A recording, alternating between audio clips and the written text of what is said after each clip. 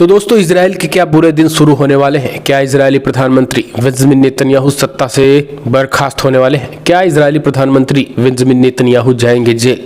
आखिर किस डर से अपने रक्षा मंत्री को कर दिया है बर्खास्त? अमेरिका के साथी जो बाइडेन भी अब चले गए। जो बाइडेन की सत्ता से हुई बर्खास्तगी, कमला हैरिस चुनाव हारी, इजराइल पर पड़ेगा खासा असर। ईरान ने दी धमकी, कहा लेंगे अब इससे भी कड़ा बदला। नमस्कार दोस्तों, इजराइल और ईरान के इस युद्ध में सबसे ताजा और बड़ी खबर निकल के आई है, जहां इजरायली प्रधानमंत्री बेंजामिन नेतन्याहू ने अपनी कुर्सी बचाने के लिए रक्षा मंत्री को ही बर्खास्त कर दिया है। यूं तो रक्षा मंत्री से विवाद इजरायली पीएम बेंजामिन नेतन्याहू के पिछले मार्च से ही आ रही है, यानी मार्च 2024 से ही निकल के आई थी, लेकिन धीरे धीरे ये मामला 7-8 महीनों तक बढ़ता गया। लेकिन अब ये मामला आगे नहीं बढ़ पाया और इजरायली पीएम बेंजामिन नेतन्याहू ने उन्हें डिसमिस कर दिया है, बर्खास्त कर दिया है। अब इस बर्खास्तगी का भयंकर विरोध इजराइल की सड़कों पर हो रहा है। सड़कों पर उतरकर लोग जो है वो इजरायली रक्षा मंत्री के बर्खास्तगी का विरोध कर रहे हैं।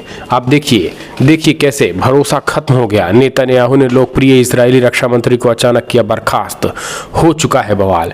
अब खबर निकल के आई है कि इजराइल के जो रक्षा मंत्री हैं, खुद वो प्रधानमंत्री को हटा करके उनकी कुर्सी पर बैठने वाले थे।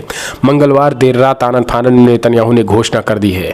दोस्तों, इजरायली प्रधानमंत्री बेंजामिन नेतन्याहू ने देश के लोकप्रिय रक्षा मंत्री लाओट गैलेट को बर्खास्त करने की मंगलवार को अचानक घोषणा कर दी। वर्तमान में विदेश मंत्री इजराइल कैट्स को नया रक्षा मंत्री नियुक्त किया जाएगा और कैट्स की जगह गिदोन सार विदेश मंत्री होंगे। गाजा में जारी युद्ध के दौरान नेतन्याहू और गैलेट्स के बीच कई बार मतभेद उभरे। हालांकि नेतन्याहू ने उन्हें बर्खास्त करने से परहेज किया। नेतन्याहू पिछले साल मार्च में जब गैलेट्स को बर्खास्त करने का प्रयास किया था तो उनके इस कदम के खिलाफ देश भर में प्रदर्शन हुआ था। प्रधानमंत्री नेतन्याहू ने अपने इस निर्णय की घोषणा मंगलवार देर रात की थी। एक चौंकाने वाली घोषणा में नेतन्याहू ने कहा कि गाजा और लेबनान में इजरायल के चल रहे युद्ध के प्रबंधन को लेकर गैलेट पर उनका भरोसा खत्म हो गया है। प्रधानमंत्री ने अपने कार्यालय द्वारा जारी एक बयान में ये बातें कही हुई हैं। इसके बाद तो हम आगे और बताएंगे इजरायली पीएम नेतन्याहू ने क्या गैलेट पर आरोप लगाए हैं, लेकिन गैलेट कैसे खेला कर गए हैं बेंजामिन नेतन्याहू के साथ, वो समझिए। दरअसल इजरायली प्रधानमंत्री बेंजामिन नेतन्याहू लगातार चाहते थे कि युद्ध लंबा चले, जबकि गैलेट अब इसके पक्ष में नहीं। और खास करके जो हिजबुल्लाह का इलाका है, उनका कहना है कि अब वहाँ पर निर्दोष मारे जा रहे हैं। दरअसल अगर देखा जाए तो ये दोनों सब एक ही थाली के चट्टे बट्टे हैं, लेकिन फिर भी गैलेट्स जो है वो इनके जो नाजायज़ मांगे थी बेंजामिन नेतन्याहू को, उसे वो नहीं पूरा करना चाहते थे, क्योंकि कुर्सी जो है वो गाहे बगाहे बेंजामिन नेतन्याहू अपना बचाने के लिए युद्ध को लंबा खींच रहे थे, जबकि गैलेट्स का कहना था कि ये युद्ध लंबा नहीं खींचा जाना चाहिए। इस वजह से उन्होंने गाजा और खास करके अभी हिजबुल्लाह के इलाकों में, लेबनान के कुछ इलाकों में जो भी ग्राउंड अटैक हुआ था, उसमें उन्होंने एक तरीके से लिमिटेशन लगा दी थी खुद रक्षा मंत्री ने कि किनको मारना है किनको नहीं मारना है। और इसी को लेकर इजराइल पीएम नेतन्याहू का कहना है कि इन्होंने जो है वो प्रबंधन को सही से नहीं किया, यानी एक तरीके से इनको डिफेम करके, इनको बदनाम करके बर्खास्त कर दिया ताकि देश में विरोध ना हो।